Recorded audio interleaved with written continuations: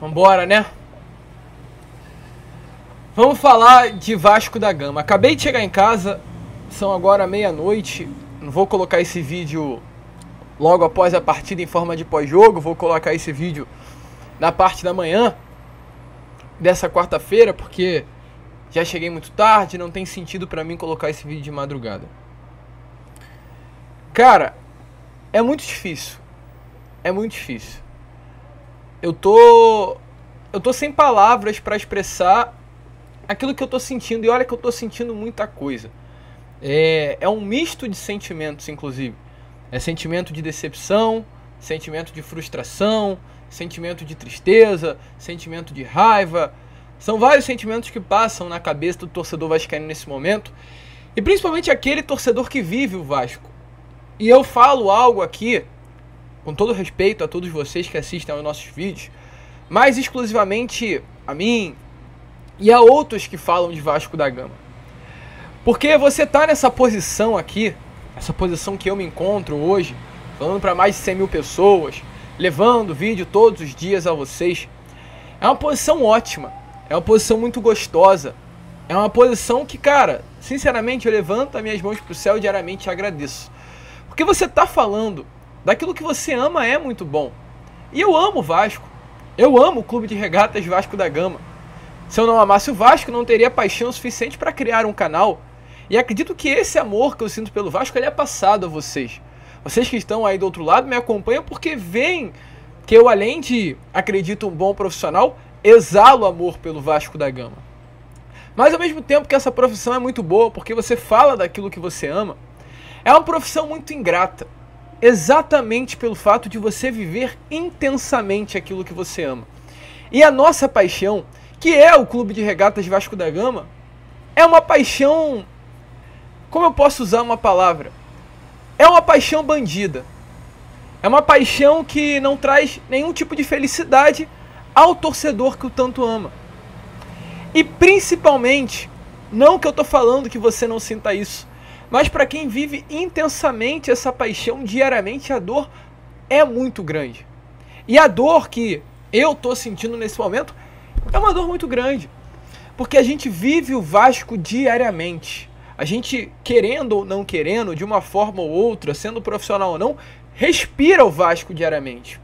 E quando coisas como o que aconteceram ontem acontece, parece que tem algo apertando. Apertando mesmo.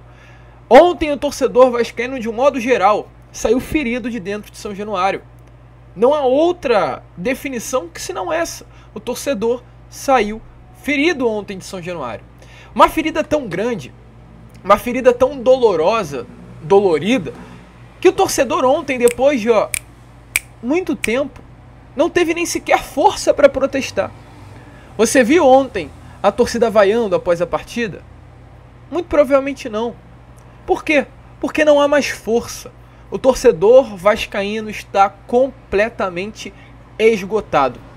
Torcedor vascaíno que desde 2008 teve seu primeiro acesso, passou por aquele relâmpago em 2011, onde conseguiu conquistar um título, veio novamente uma queda em 13, subimos, veio outra queda em 15, subimos, em 2020 voltamos à Série B, ficamos 2 anos, e aí do nada aparece uma SAF, aparece uma empresa norte-americana que promete sonhos, promete grandes ilusões ao torcedor vascaíno e não cumpre. E o Vasco novamente vive hoje.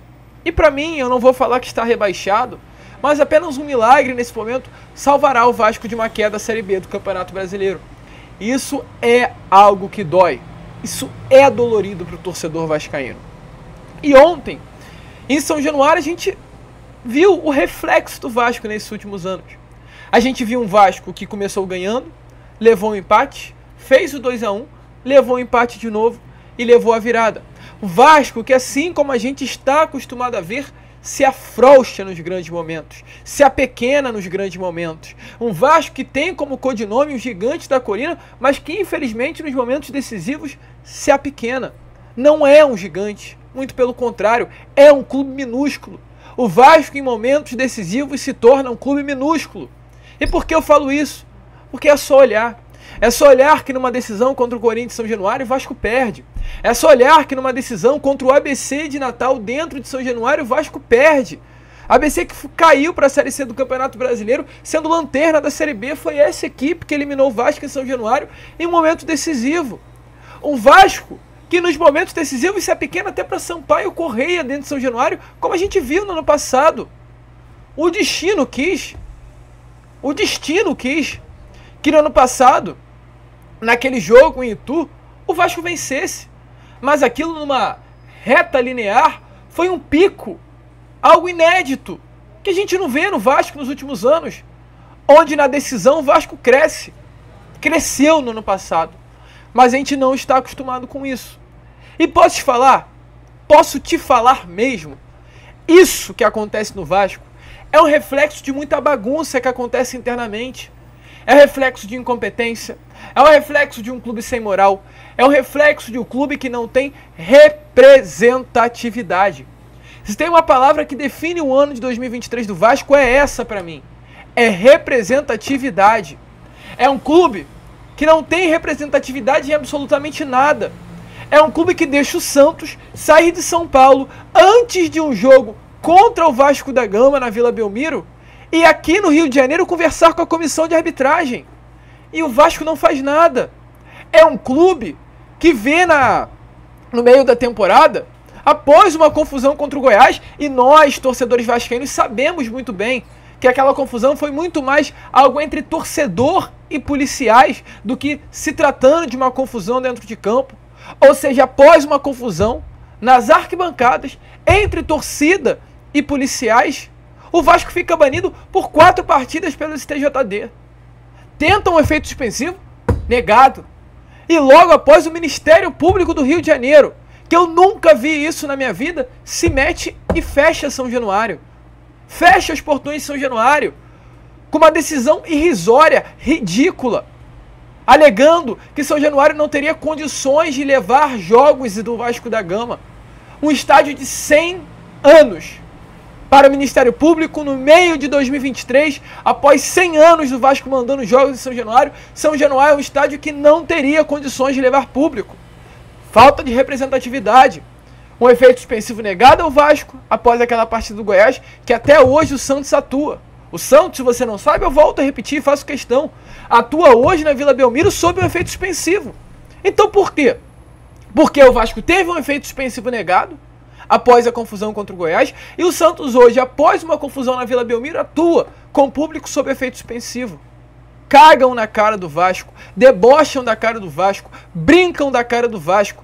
Isso é falta de representatividade.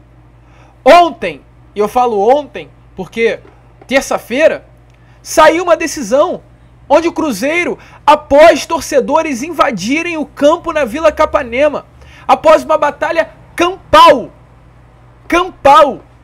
torcedores adentrarem ao gramado do campo para brigarem, com o objetivo, inclusive, de agredir jogadores do Cruzeiro.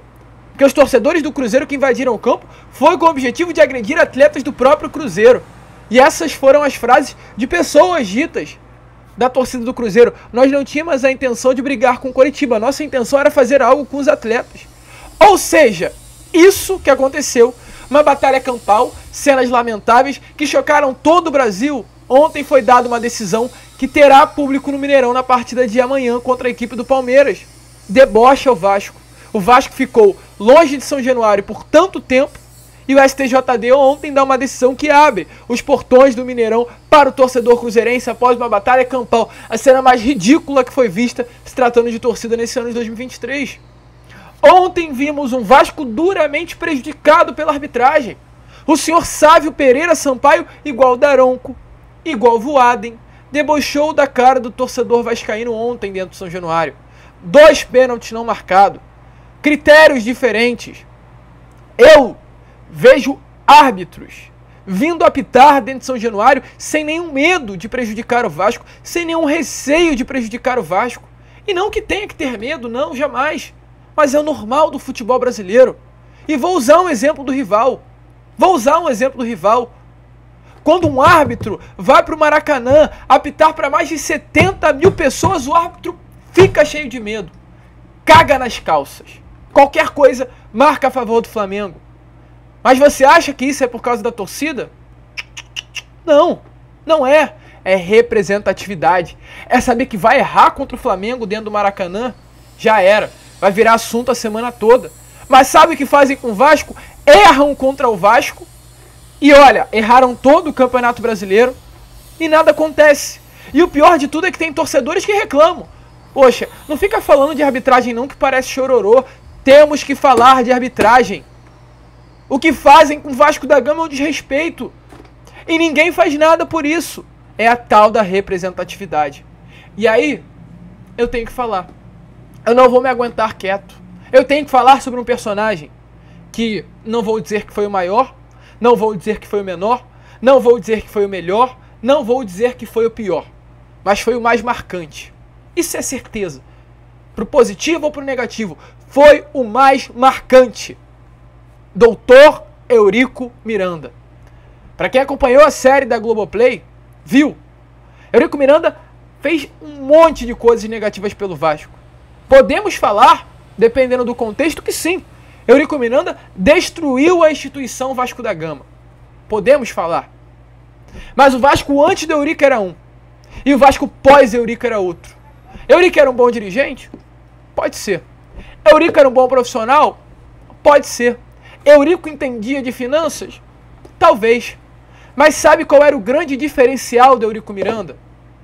Ele sabia o peso da camisa, o peso da Cruz de Malta, principalmente, que ele colocava no peito dele. Ele sabia a grandeza da instituição Vasco da Gama. Ele fazia questão de ecoar aos 4 cantos do Brasil o tamanho do Vasco. Sabe o que é isso? Representatividade. O Eurico representava o Clube de Regatas Vasco da Gama. E hoje a gente vê, não vou citar nomes, mas hoje a gente vê os papelões liderando o Vasco da Gama. E eu falo do alto ao baixo. Eu falo do presidente ao CEO. Eu falo do CEO ao diretor executivo. Papelões são feitos hoje dentro do Vasco. Zero representatividade. Cagam na cabeça do Vasco da Gama e ninguém faz nada. O Vasco precisa ter representatividade. O Vasco precisa sim de um maluco. Sim, o Vasco nesse momento precisa de um maluco. Nem que se for necessário, bata no peito de cada atleta dentro do vestiário e fale: você está no Vasco da Gama. A gente precisa de um cara que chegue antes do jogo e fale: contra o Fluminense eu não pago bicho. É clube pequeno. A gente precisa de um cara, sim, que faça rivalidade com o Flamengo. A gente precisa de um cara que sonhe com Libertadores. A gente precisa de um cara que sonhe com o Campeonato Brasileiro. Por que eu falo do Eurico Miranda? Porque pré-Eurico, o Vasco era um clube que tinha um campeonato brasileiro apenas. O Vasco na era Eurico Miranda foi tricampeão brasileiro. O Vasco na era Eurico Miranda foi campeão da Mercosul. O Vasco na era Eurico Miranda foi campeão da Libertadores. Era tão louco, era tão maluco pelo Vasco da Gama, que o grande problema dele em si, ou um dos grandes problemas, foi tentar fazer o Vasco uma potência dentro das 4 linhas no futebol e fora dela nas modalidades olímpicas. Sabe por quê? Porque aquele cara amava o Vasco da Gama. E olha só, eu não estou falando sobre Eurico Miranda aqui nesse momento para engrandecer a figura dele, não. Mas eu estou querendo dizer que falta representatividade. Falta um maluco que chegue dentro do gramado e fale: você é o responsável, seu árbitro. Você é o responsável, Sávio. Você é o responsável, Daronco. Você é o responsável, Voaden. Olha o que você está fazendo. Você é um responsável. Falta isso no Vasco. Falta representatividade para essa diretoria. Me desculpem, que eu sei que tem muita gente que não gosta, mas eu duvido. Poucas coisas na minha vida eu boto a mão no fogo, mas eu boto a minha mão no fogo para isso. Eu duvido se o Vasco tivesse na presidência ou um Eurico Miranda, ou talvez um personagem semelhante ao mesmo, que o Ministério Público iria se meter dentro do Vasco para fechar os portões de São Januário. Como eu duvido. Sabe por quê, meu torcedor? Porque falta o que eu estou falando a vocês, representatividade. Falta isso. E ontem foi o puro reflexo de um Vasco que se não identifica com a sua grandeza, de um Vasco que se apequena, de um Vasco que está há 13 anos sem vencer o Corinthians. Isso é uma vergonha, isso é ridículo, de verdade, isso é vergonhoso. O Vasco está há 13 anos sem vencer o Corinthians. A última vitória do Vasco contra o Corinthians foi em 2010. Que vexame, cara, que patético. Que patético que estão fazendo com o Vasco da Gama. Então, torcedor, é muito complicado, é muito duro, é muito triste, é um golpe doloroso o que aconteceu ontem em São Januário. E agora, torcedor, só nos resta um milagre. Só nos resta um milagre. E caso não sabemos o que poderá acontecer, porque esse time do Vasco, querendo ou não, é um time de homens, é um time de pessoas que sabem jogar bola. Pode acontecer do Vasco ganhar do Grêmio no domingo, no Sul. Por que não? O Grêmio não é esse bicho papão. E pode acontecer do Vasco ganhar a Red Bull Bragantino no final do ano. Pode acontecer. Pode. Pra mim, o Vasco ainda não tá rebaixado. É só um milagre que salva. Mas também era só um milagre quando tínhamos 9 pontos. A grande questão é, independente do que aconteça no Sul domingo, independente do que aconteça contra o Red Bull Bragantino na próxima quarta-feira em São Januário, independente do que aconteça, temos culpados. Há culpados. E os culpados têm nome e sobrenome. Não quero citar. Não estou afim nem de citar o nome ou o sobrenome. Mas há culpados. E de verdade, 777 Partners, ou Pedrinho, que será o próximo presidente do Vasco, terá uma voz mais ativa. Não deixem esses caras dentro do Vasco. Independente. Se estiver na Série A, na Série B, na Sul-Americana, no cafuné dos Judas. Não interessa. Esses caras que fizeram esse ano desastroso no Vasco da Gama não podem permanecer dentro do clube. Não podem. Não podem nem passar ao redor de São Januário. Esses caras são figuras não gratas dentro do Vasco. Não o CPF deles, porque eu não os conheço. Não tenho autoridade para falar se é uma pessoa boa ou uma pessoa ruim, se é uma pessoa do bem ou não. Mas com relação ao CNPJ, ao profissional, incompetência pura. Não souberam o que fazer numa instituição tão grande quanto o Vasco da Gama nessa temporada de 2023. Erraram o planejamento, erraram tudo. Então se o Vasco ficar ou se cair, não podem ficar. É limar e recomeçar. O Vasco terá que recomeçar em 2024. Na Série A ou na Série B? Não sei. Mas o recomeço é necessário. Torcedor, eu não tenho muito mais a falar não. Foi isso. Acredito que consegui passar tudo aquilo que eu queria. É um vídeo doloroso. É um vídeo difícil. É um vídeo chato, é um vídeo complicado. Mas é isso. A gente fica por aqui. Esse foi o Acorda Vascão, né, misturado com pós-jogo. E a gente volta ainda hoje. Vamos tentar aí colocar... Tentar não, né? Ao meio-dia a gente volta falando sobre essa entrevista coletiva do Ramon.